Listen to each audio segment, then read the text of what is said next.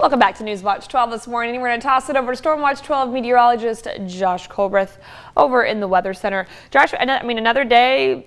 What's that? Another day, another dollar. I was going to say sun. That didn't really work. Another sun dollar. Another sun dollar. Well, good. Yeah, way to tie that together. Yes, it will be more of the same for today, although it could be a little bit hazier. But other than that, just, the exact same thing we've seen all week. This morning, comfortable temperatures for our west side valleys as we are in the 40s and 50s, although we are tracking some 30s and 40s to the east of the Cascades. So maybe you just want a light jacket as you're headed out the front door this morning. Already showed you that graphic, so let's move on to today's graphic.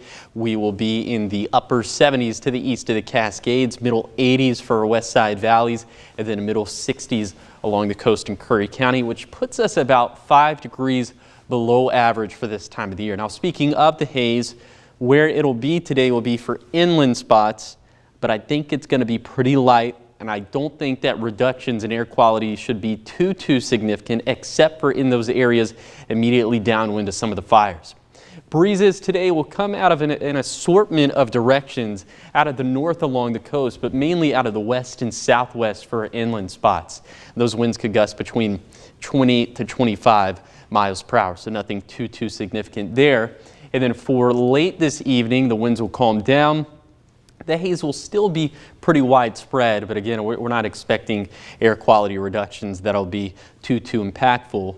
And then overnight lows will be pretty similar to what we have for this morning, with 30s and 40s to the east of the Cascades, 40s and 50s for west side valleys, and low 50s along the coast in Curry County. And we have some more football for tomorrow. Your Friday night Blitz game of the week, Eagle Point taking on Mazama.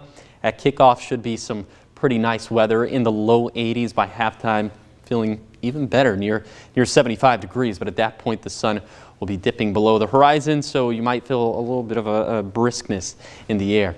And then we'll get even warmer as we head into Saturday, right around 90 degrees, but then temperatures stabilizing after that. So in general, we're keeping things warm, keeping things bone dry over the next 7 days.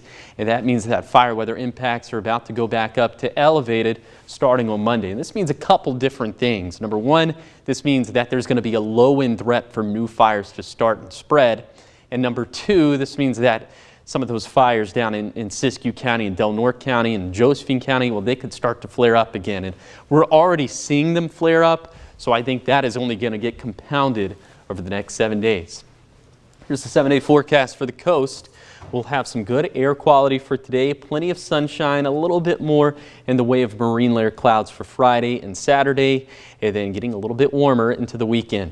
For Siskiyou County, we'll have, again, a light haze for most, but in western Siskiyou County, immediately downwind to some of those fires, air quality could be a little bit tougher.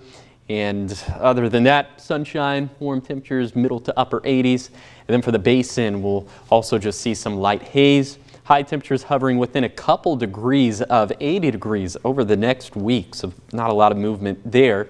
And then for the mountains, we'll be right around sunny and 75 for the next week, although air quality will get just a smidge worse. It's also going to get a smidge worse for the Rogue Valley, but nothing too significant. Overall, temperatures pretty seasonal with lots of sunshine.